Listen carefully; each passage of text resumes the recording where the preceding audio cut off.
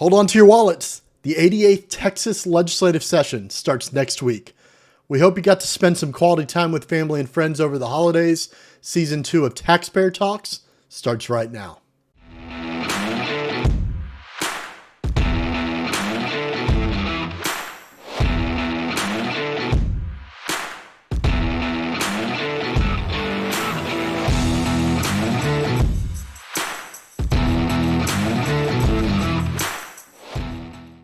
Taxpayer Talks is brought to you by Texans for Fiscal Responsibility and is made possible by generous donations from listeners like you. If you want to support our work, you can visit txtaxpayers.com/donate to make a tax-deductible contribution today. Thank you. Hey everyone, Happy New Year. This is Tim Hardin, President of Texans for Fiscal Responsibility. I'm here with Jeremy Kitchen, our Executive Director, and we are here starting Season 2 of Taxpayer Talks. And of course, next week we have a legislative session happening in Texas. I'm excited. How about you, Jeremy? Excited is an interesting word. I mean, it'll definitely give us a lot of stuff to talk about as it progresses. But what is the saying? When Congress or when the legislature's in session, taxpayers beware. So. Yeah, usually more bad things happen than good things happen for sure. I think from TFR's standpoint, this is kind of our Super Bowl. We have been known for well over a decade for scoring legislators in our fiscal index. Just want to remind viewers to go and subscribe on our website, txtaxpayers.com. You can sign up for those vote notices and you can get real live updates on what we're going to be scoring and why we're going to be scoring. Of course, we have a lot coming up in the first week. You want to break down kind of what we expect and kind of the normal order of business in the Texas House and Senate next go round? Yeah, sure. So at noon on Tuesday, January 10th, is when the legislature officially convenes.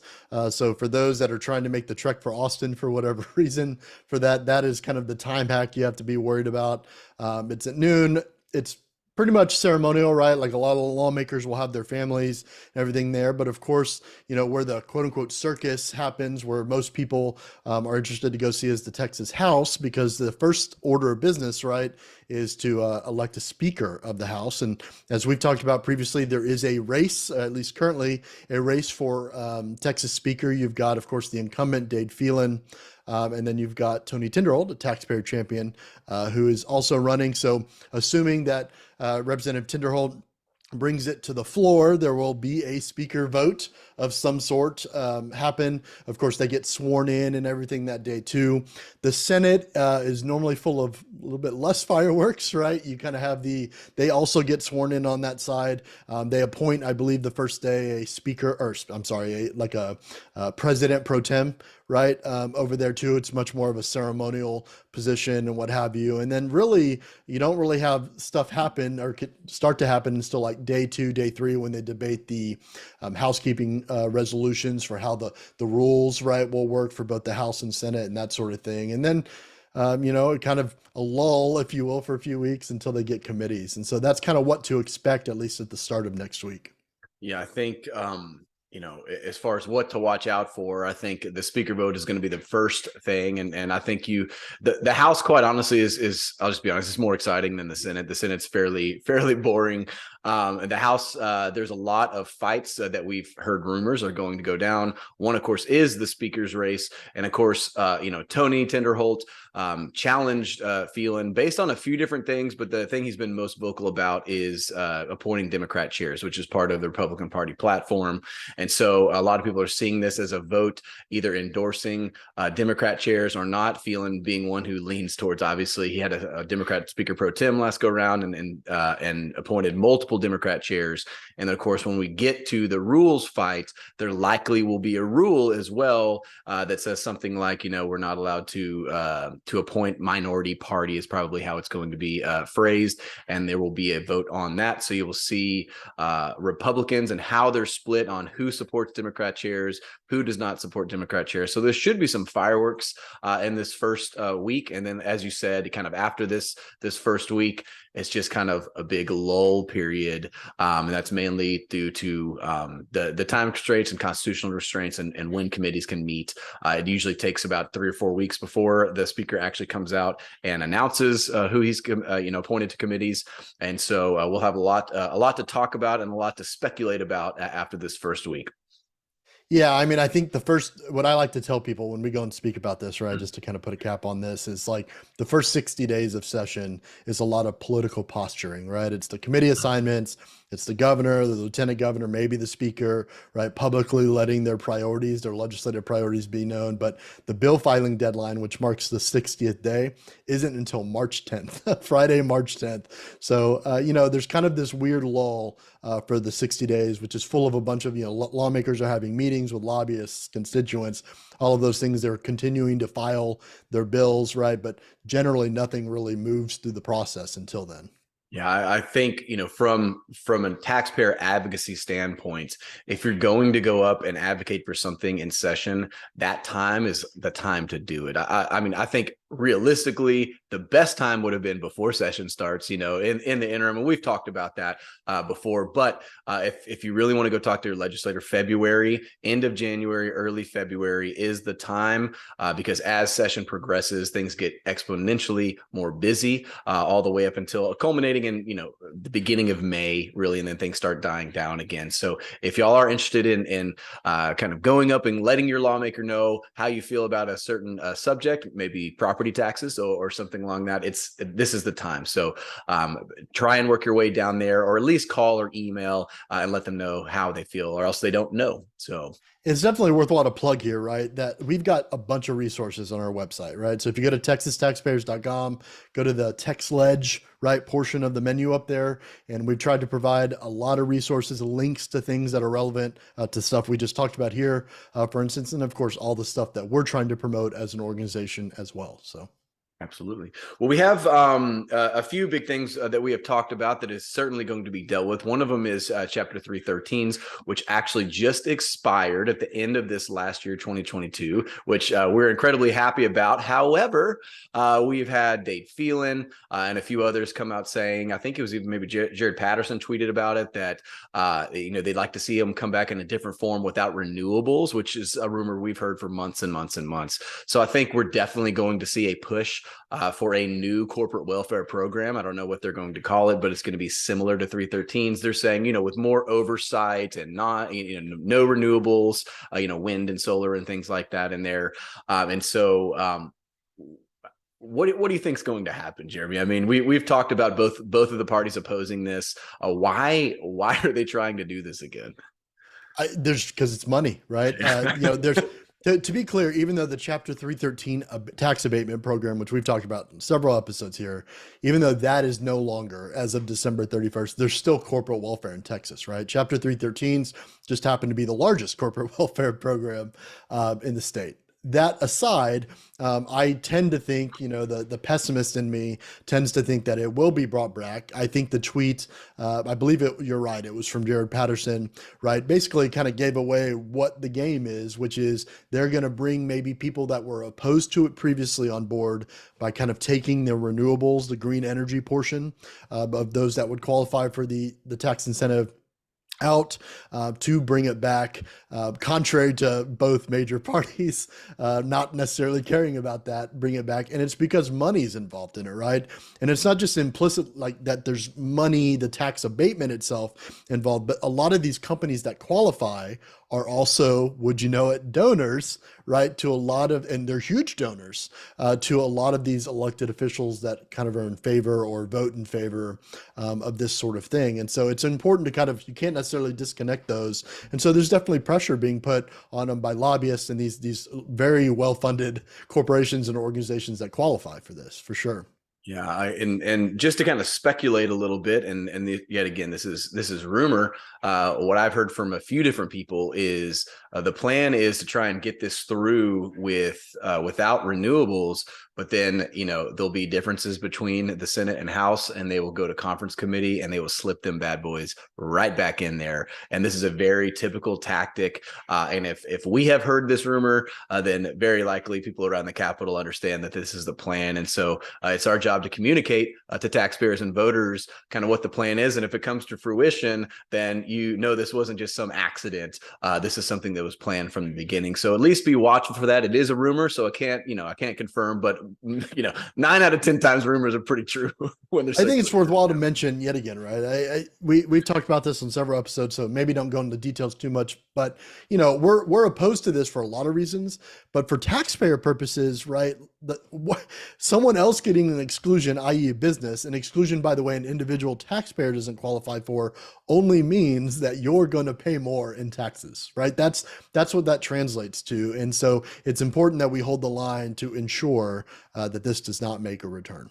Yeah, when businesses are getting tax breaks, the people paying for it are taxpayers, and that can take a number of different taxation forms. It could be property taxes, it could be sales tax, gas tax. I mean, you name it, but ultimately someone's having to pay that bill, and it's almost always the individual. It's almost always individual taxpayers. And so this is why we oppose corporate welfare in all of their forms. And quite honestly, I think the Republican Party platform and conservatives in general just oppose corporate welfare, giving hundreds of thousands, if not millions of dollars to corporations that are multi-billion-dollar multinational corporations. Just silly.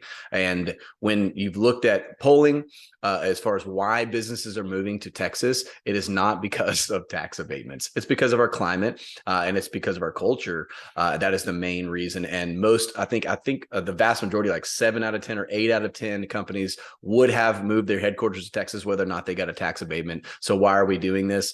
As you said, it's usually backroom deals and donations and things that lawmakers don't want to talk about. Yeah, definitely agree. I mean, it's it'll come back. We'll see. It's just important that we hold the line this cycle. So on the national level, of course, we passed that disgusting omnibus bill that added another 1.7 trillion to our budget. I believe Chip Roy had a release. A press release talking about it. You want to kind of explain what happened on the federal level? Yeah, I mean, there's been a lot of talk, and obviously we're a few weeks removed from this now, right? And this was now the previous Congress as they're attempting to swear in the new Congress, right, as of now. But it's important, and this has kind of prompted, right, this current kerfuffle we see with relation to the Speaker in the House and everything, is that you have, kind of the dead of night, no time to read. Once again, right, to no one's surprise, you had both at the help of Democrats and Republicans in both the Senate and House. It's already been signed by the president, right? This 4,100 page bill that cost $1.7 trillion, full of just tons of pork and earmarks. I think to Chip Roy's credit, and I'll read a portion of the quote here, right? He kind of sums it up best. He says, "Today, the United States Senate, the Senate, supposedly the upper chamber, the House of Lords in the United States, if you will, sent us, or is in the process of sending us after voting for it, a 4,155-page bill unveiled yesterday morning at 1:30 a.m. that will cost $1.7 trillion. This bill will increase spending $118 billion. The bill has $45 billion for the country of Ukraine, which is 21% over President Biden's request for their support, by the way, $40 billion for disaster relief, $15 billion for 7,234 earmarks, with the senior senator of Alabama, Richard Shelby, walking out of the Senate with his legacy of $670 million alone." It's full of just stuff. I mean, there's tons of lawmakers that voted against this.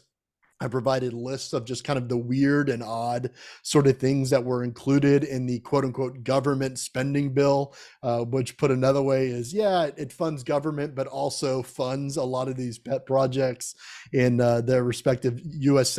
senators and or congressmen districts and what have you.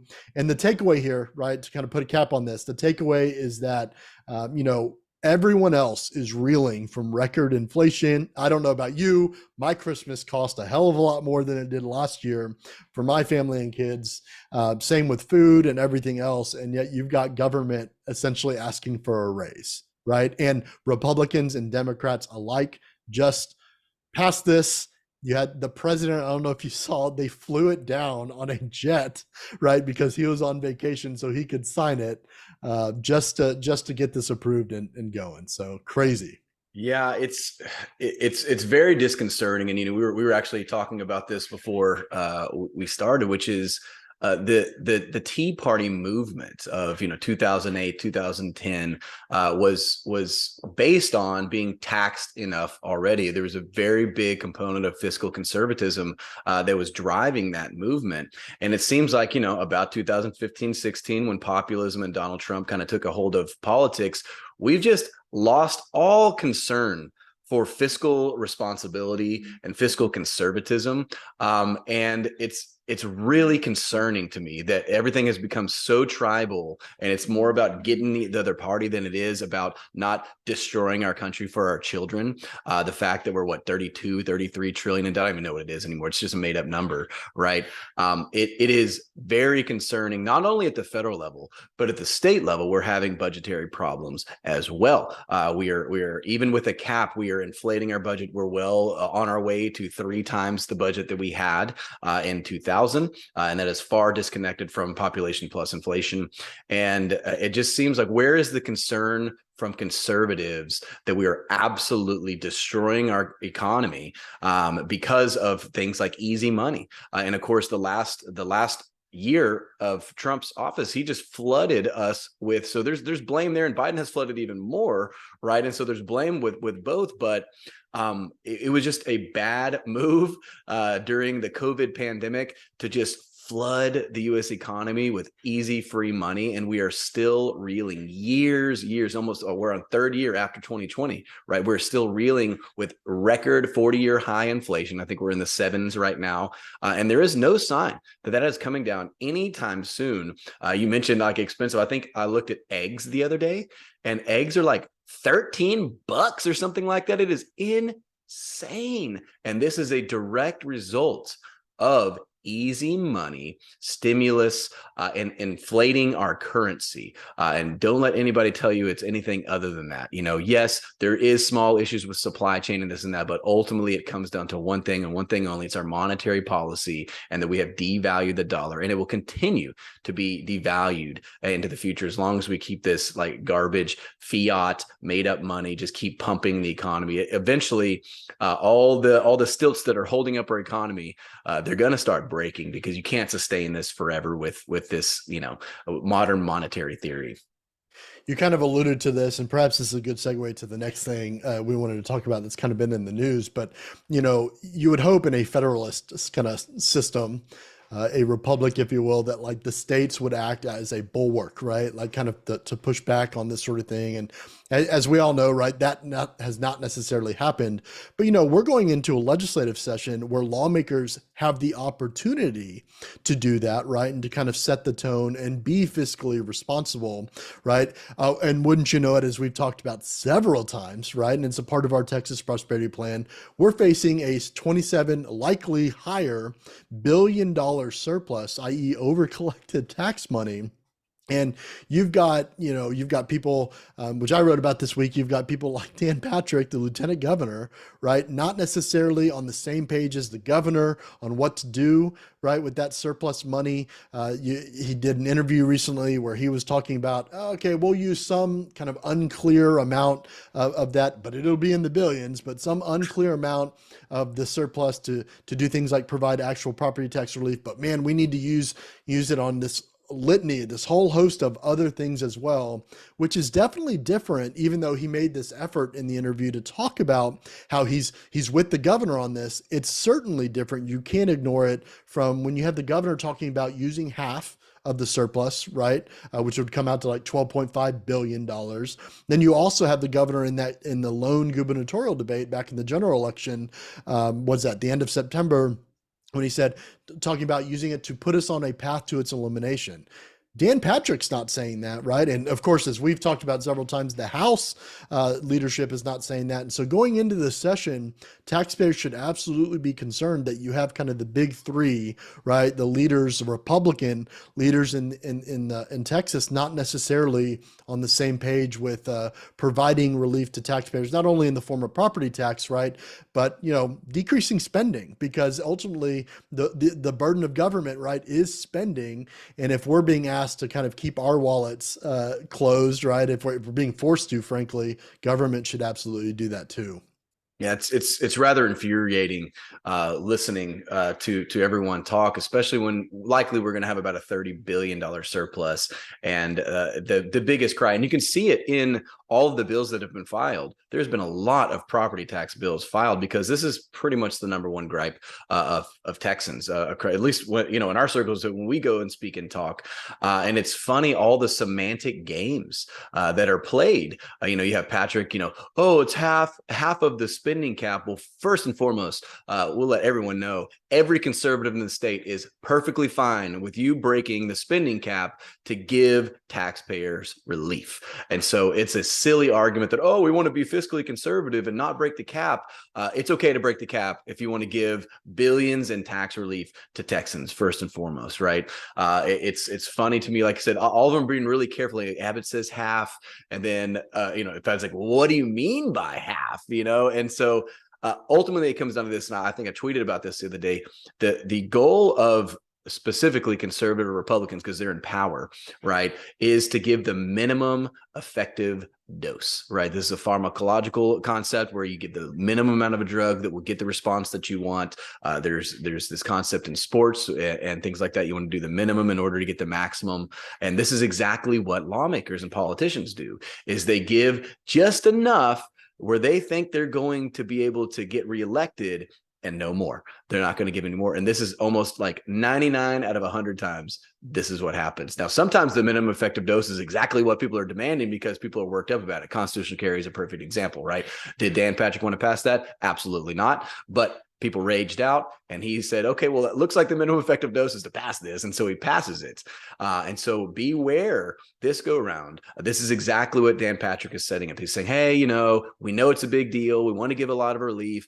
Here's a homestead exemption. Here's $6 billion. And he's going to keep his ear to the floor and say, okay, how are people reacting to what I'm saying? And if people are like, absolutely not, we will absolutely remove you from office the next time you're up if you do this, then guess what? It's going to inflate to 12 billion or 15 billion or whatever he thinks he can get away with. And so it's incumbent upon taxpayers and voters to make sure that they don't get away with as least as they can, but to push them to give the maximum relief for taxpayers. Yeah, so there's been a lot of talk the last few weeks, especially as we lead up to the session that starts next week, as far as kind of setting the stage for the narratives that will play out, right? And so I wanted us to kind of react to this. Here, I'll pull it up for everyone. So you had House Speaker 𝗧𝗪𝗪𝗪 tweet a kind of a screen capture of former President Donald Trump there on Truth Social, talking about who's at fault, right, for Republicans not necessarily winning, quote, bigly, if you will, at the end of the general election. And to Speaker Phelan's credit, and I think he's right, I'd be interested to know your thoughts, Tim, but you had Texas, right? They did pass things like these kind of the pro-life bills, if you will, right? They passed the heartbeat bill, which got kind of notoriety all across the nation. Of course, they had the trigger law as well that they've passed previously. On the life issue, to all extents and purposes, you had at least the Texas House, of course, the Texas legislature collectively react accordingly. And so this is Speaker Phelan kind of pushing back on the former president to say, well, it's not necessarily the fault of this sort of thing. Perhaps it's the fault, right, of the president himself. So just wanted to get your thoughts on that. This is something that on Twitter kind of went pretty crazy. So.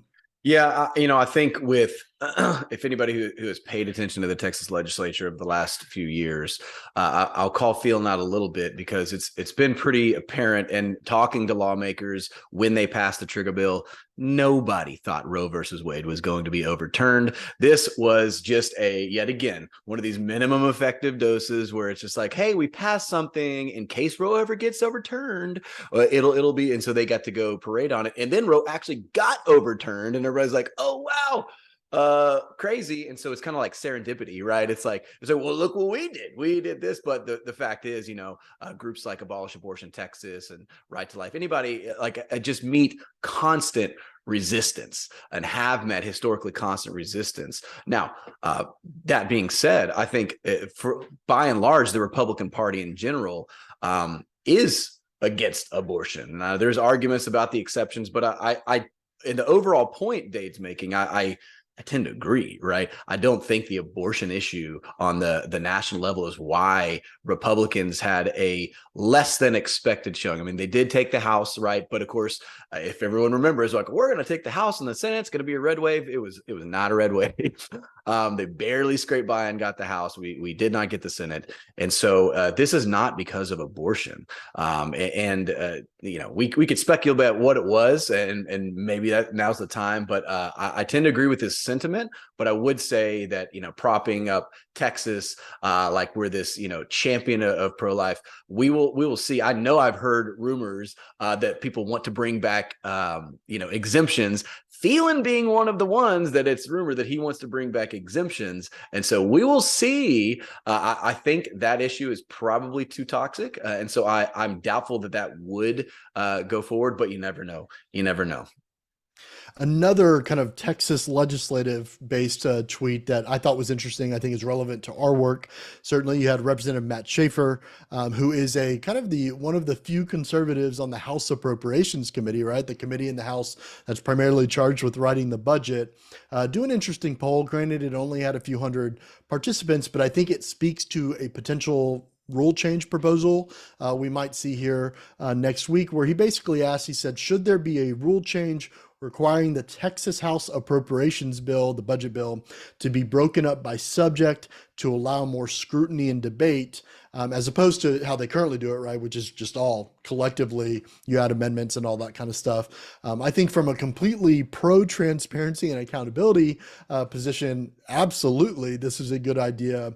And, from the few hundred Twitter voters on this poll that participated, I think it was like overwhelming. It was like almost 96% of people agreed with that. I'm sure a lot of them are surprised that we don't do that already, but I figured this is a good way to kind of talk about the budget itself, the one thing they're constitutionally bound to do when it does make its way to the overall House floor, especially, right? It's just kind of like it's all in one shot, right? And you have amendments that are impacting different, they break it up by the article, right? Which is not necessarily subject matter. It's kind of this general, right, summary of stuff. But to Schaefer's credit, I think he might be right. If this is a rule that he does, in fact, or someone else proposes, it'd be interesting to see where lawmakers come down on that.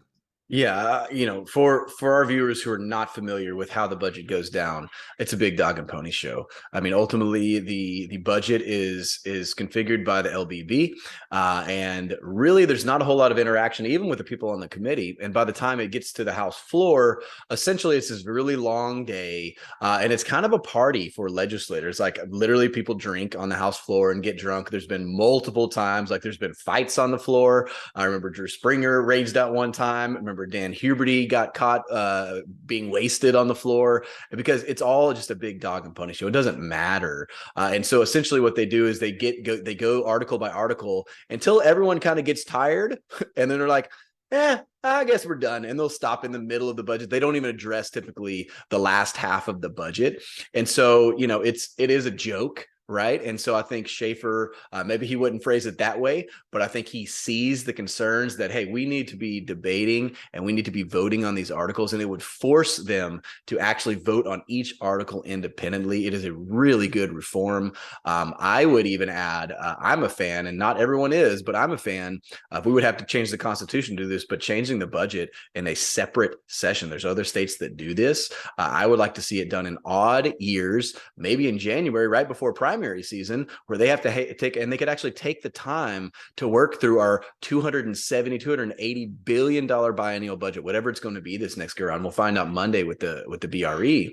But it is the process is a joke, and our budget is decided essentially by probably about 10 people in the state, and everything else, all the debate on the House floor is simply just for I don't want to say for fun, but it's just for points, right? So people could say, hey, I added this right or that right. Or the reality is it goes to conference and all this stuff gets stripped out anyways, and it doesn't really matter. Maybe a few stick, but yeah, it's a great reform, and we're for it. Definitely agree. I mean, the budget process, as we've talked about several times and likely will continue to talk about going up to when they do it this next session, is complete kabuki theater, with the exception of the few people that actually have a hand in it. I know several lawmakers have complained, especially lawmakers on the Appropriations Committee or on the Senate Finance Committee, right? Who just, even though they're on the committee, feels as though they don't really have a hand in the process. So I can't imagine being a lawmaker that's not on the committee, not involved in the discussion not only with people that chair these committees, but the legislative budget board, right? The people that specialize in each article, to not be involved in that, and then to be like out of nowhere kind of expected to vote or assume that everything in the budget itself, right, is something that they support or not, just because frankly, very few lawmakers actually ever vote against the budget itself. That should be concerning to taxpayers, on top of, right, them potentially partying and being drunk while considering, $260 billion worth of state spending for the 9th largest economy in the world. We should demand better from our lawmakers. And I think, there's a lot of reform that needs to happen, but to Representative Schaefer's credit, this is something that would be great if it in fact happened or not. So yeah, I look forward to seeing the vote and the split on that one for sure. The last thing I think that was worthwhile for us to kind of react to, something else in the news, we talked briefly about it earlier, right, is you have this ongoing fight, I'm using air quotes, I guess, but in Congress, right, where the 118th Congress was supposed to begin, we're recording this on Wednesday, it was supposed to begin on Tuesday, there at noon, and, in the House, you had the Republicans, of course, control Congress, albeit by a slim majority.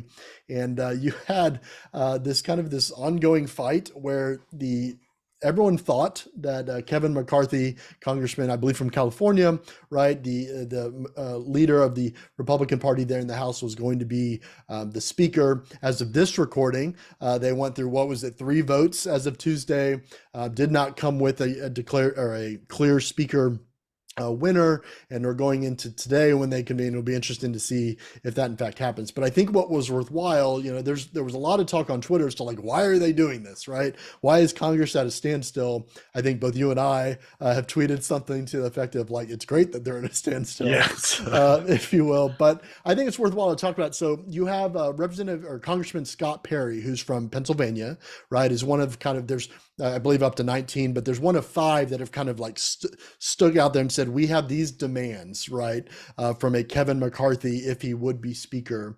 And one of the things, I'll put this up on the screen for people to look at. I'm not going to read it, but of the 5 initial demands they had, I believe it was 5, maybe 4 initial they had, where they said that McCarthy refused, right, refused to kind of enact policies that support these things. The interesting thing is they wanted a balanced budget. Right. And this is something we've talked about several times. Obviously, we focus primarily on the state level. The state does have a requirement that the budget be balanced, albeit they play games with it. Right. But Congress doesn't. Congress, the national level, does not have a balanced budget amendment, which is really sad. I think it's one of several reasons that we see ourselves in the problem we have today. And they wanted something, just strictly, they wanted the speaker to say, hey, the would-be speaker, to focus on something like a balanced budget. They wanted him to focus on the Fair Tax Act, the Texas border plan, right? Because frankly, the federal government, which includes Congress, has been reluctant to do anything related to border security. And here in Texas, we're having to pay a ton of money to try to do it for the state's efforts. And then, of course, they talked about term limits for Congress, and they say he refused. So figured I'd get your thoughts, and we could talk about that for a few seconds.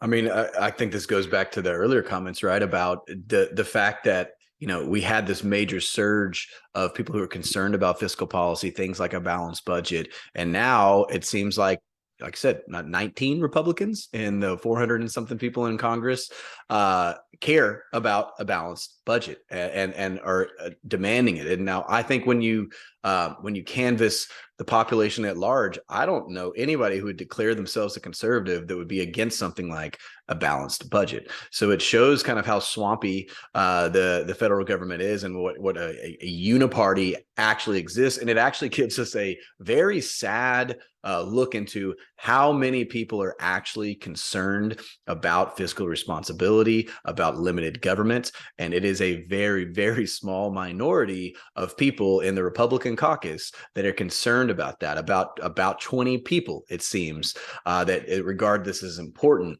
And that is they'll campaign differently, though. Of course they will. Yeah. Of course they will. It's I think we just need to wake up. We have to shake off some of the elements of this populist movement and realize that it's not just about the party winning. If you're a Republican, it is about the preservation of our country, and that the path that we're on is unsustainable. And quite honestly, the path we've been on for decades really has been unsustainable, but we are reaching levels that I never thought were possible. 32 trillion. If you talked to me in 2005, 2006, I would have thought the country would have collapsed by now before we hit 30 trillion in debt. But here we are, still moving. But yet again, it's still unsustainable.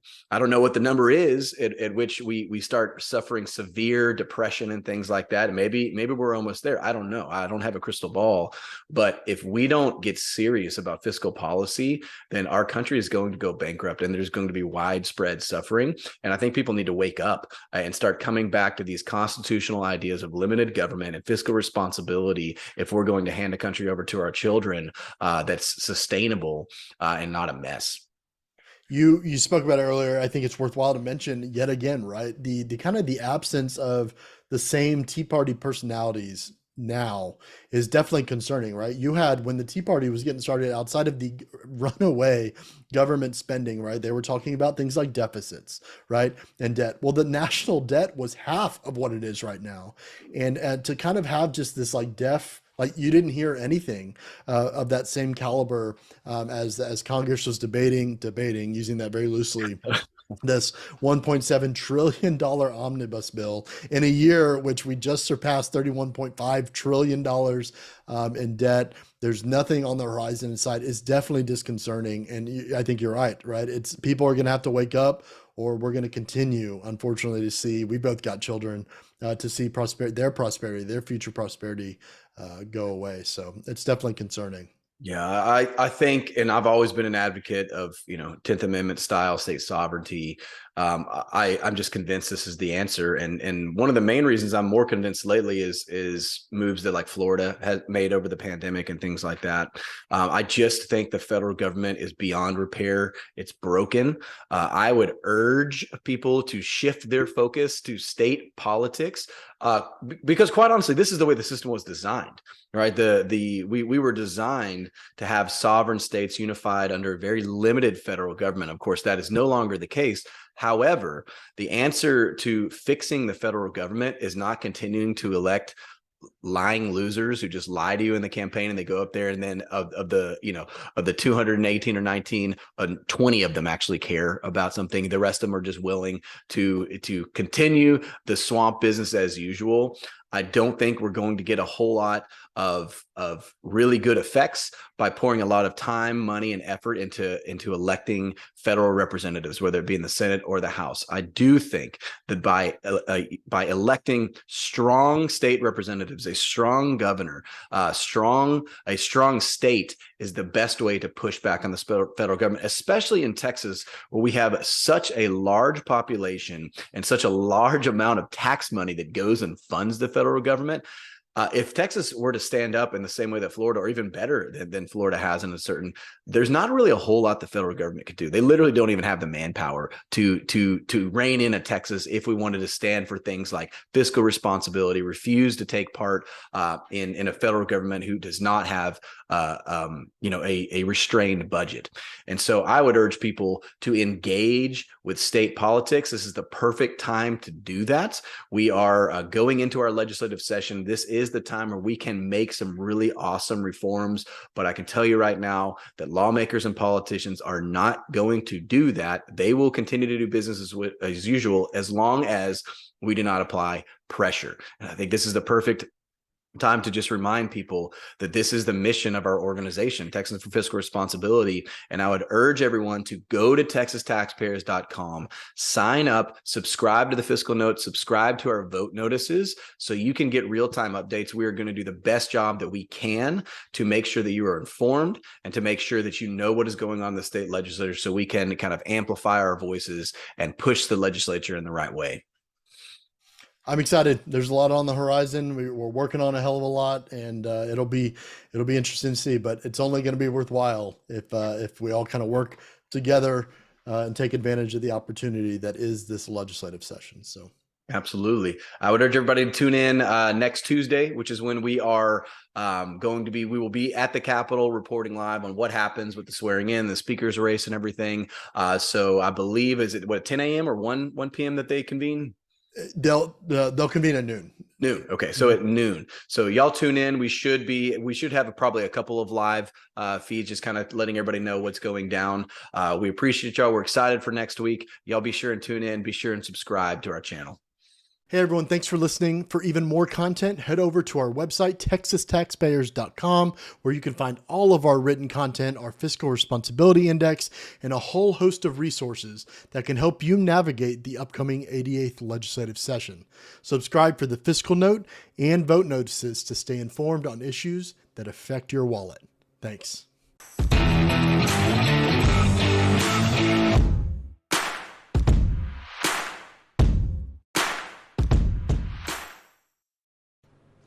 Hey, you made it to the end of this video.